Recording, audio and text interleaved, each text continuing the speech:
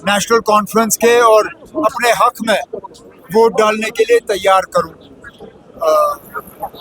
20 मई को यहाँ वोट पड़ने हैं।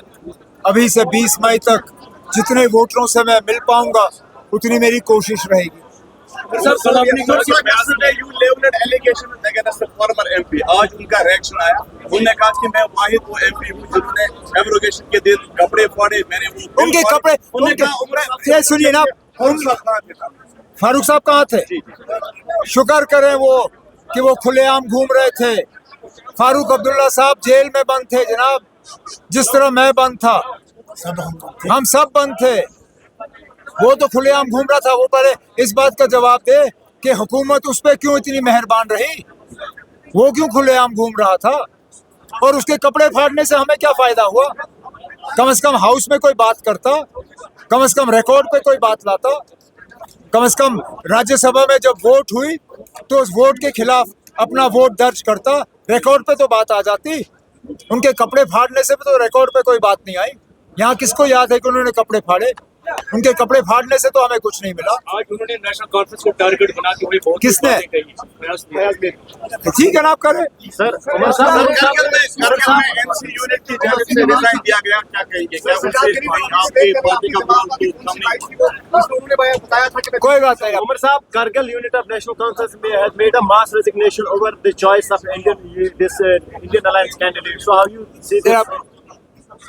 नेशनल कॉन्फ्रेंस ने इंडिया ब्लॉक के साथ एक कमिटमेंट की कि जहां पे भी कांग्रेस का उम्मीदवार होगा, हम कांग्रेस के उम्मीदवार की पुरजोर मदद करेंगे इलेक्शन जीतने में।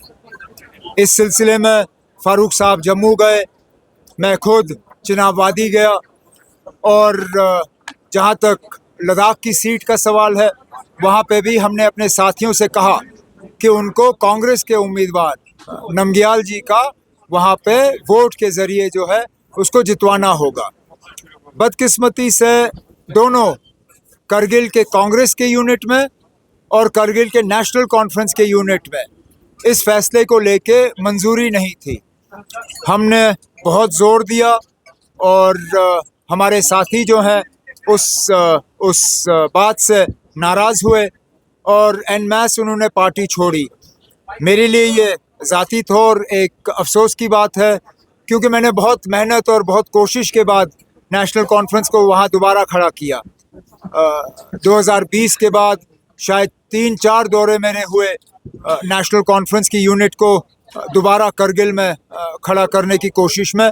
लेकिन चलिए, कांग्रेस की हमने मदद करने की कमिटमेंट की।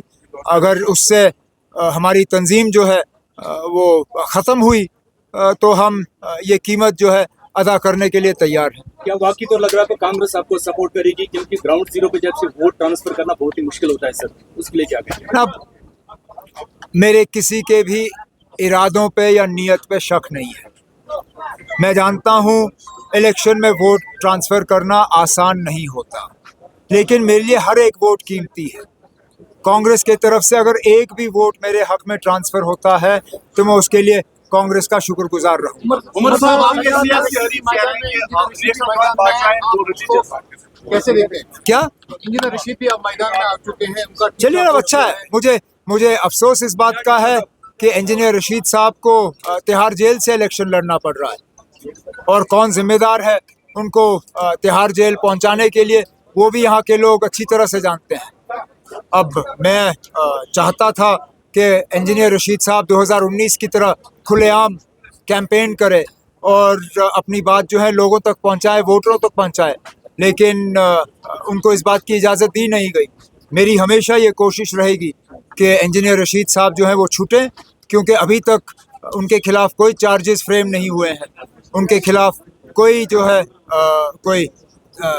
है जुर्म साबित करने की तो दूर की बात, अदालत में तो अभी मुकदमा भी अभी शुरू नहीं हुआ है।